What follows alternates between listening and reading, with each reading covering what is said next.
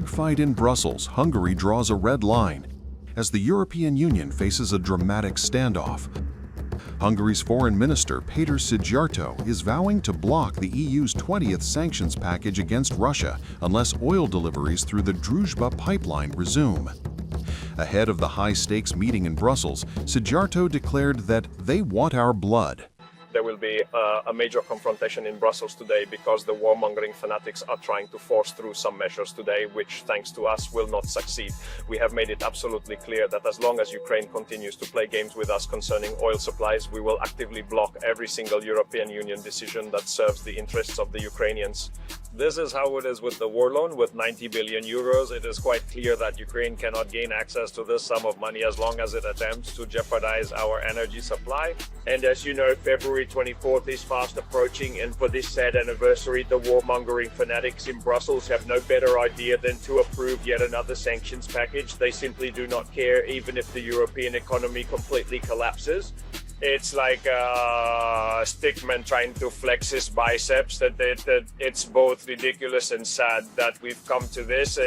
Of course, we won't lift this sanctions package until oil deliveries via the friendship pipeline resume for Hungary. So there's going to be a big fight today. They all want our blood, but that's just how it is. We will stand up to this struggle because no one can mess with Hungary and no one can threaten our energy supply. EU foreign ministers gathered to push through what would be the bloc's 20th round of sanctions against Moscow, timed ahead of the 4th anniversary of the Russia-Ukraine war on February 24. But Hungary is using its veto power.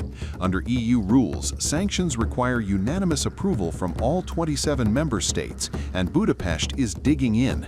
Szijjártó says Hungary will block every decision in which Ukrainians have an interest until oil transit to Hungary and Slovakia is restored. The dispute centers on the southern branch of the Druzhba pipeline, also known as the Friendship Pipeline, a critical artery for Russian crude into Central Europe. Following the morning news, we have now received the reassuring information that the Tatars have eliminated all the problems that were caused by the attack on the Druzhba oil pipeline's pumping station. This means that every single section of the Friendship oil pipeline is fully operational, both physically, technically, and mechanically. Indeed, the Friendship oil pipeline as a whole is completely operational. Therefore, it continues to depend solely and exclusively on the decision of the Ukrainian state whether the transportation of crude oil through the Friendship pipeline will resume, and if it does, precisely when that will occur. The fact that the Ukrainians are not restarting the transport of crude oil through the pipeline is a political blackmail against Hungary, because this is a political decision. There is no technical, no technological, no physical reason whatsoever why the delivery should not resume. This is a political decision, an act of extortion against Hungary, obviously in collusion with Brussels and the Hungarian opposition. Therefore, our decision naturally remains in effect. As long as Ukraine does not restart oil deliveries towards Hungary, we are not prepared to agree to any decision here in Brussels that would be favorable or important to the Ukrainians. So they won't get access to the war loan, nor will there be a 20th sanctions package as long as they mess with us regarding our energy supply. So there will obviously be a big fight today, because I hear the preliminary reports that nothing else was discussed here but Hungary. But they shouldn't put pressure on us. They should put pressure on the Ukrainians. Hungary is a member of the European Union. Ukraine is not a member of the European Union. Despite this, Brussels has sided with a non-EU member state against the European Union's member countries, because Slovakia is also involved here. Therefore, this supports the argument that there isn't a European Commission in Brussels, but rather a Commission for Ukraine. Minister. So far, there have been 19 sanction packages, and Hungary, despite its reservations, allowed them to pass. But now you are being very resolute on this matter. What's the difference? And then again, after all, Hungary has been under immense pressure until now, for example, with the withholding of cohesion and other funds. Okay. So this sanctions policy is a complete and utter failure. This sanctions policy makes absolutely no sense whatsoever. The sanctions policy is hurting the European economy much more than the Russian economy. This sanctions policy is now starting to look like a stick figure trying to flex its muscles, and its biceps are obviously just laughed at. So this 20th sanctions package too has no meaning whatsoever. In the sanctions policy, we have always maintained a very clear position. We have never supported any sanction that would fundamentally harm Hungary's national interests, for example, concerning our energy supply, and there have been no such sanctions.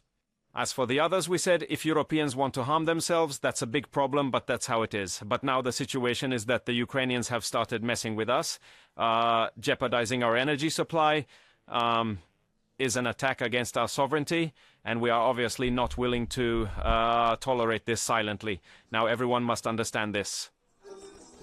Mr. Minister, tomorrow we will mark the 4th anniversary of the war in Ukraine, and we hear that Hungary plans not just to block the sanction package, but also the loan to Ukraine.